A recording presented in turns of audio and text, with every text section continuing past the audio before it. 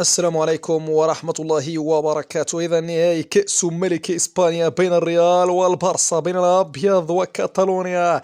نعم، مقابلة من عيار ثقيل، مقابلة واعدة ومرتقبة.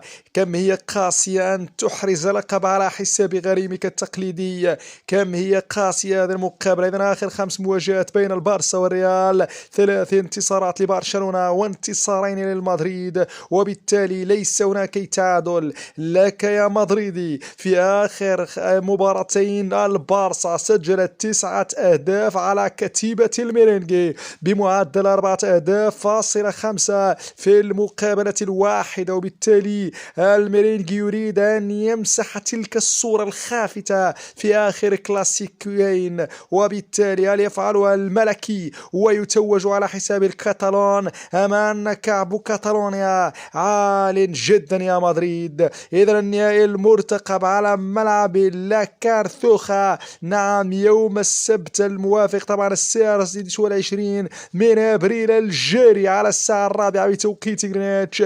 المقابلة سيتم نقلها إن شاء الله تعالى على قناة SSC1 HD، في حين لم يتم لحد الآن إعلان المعلق.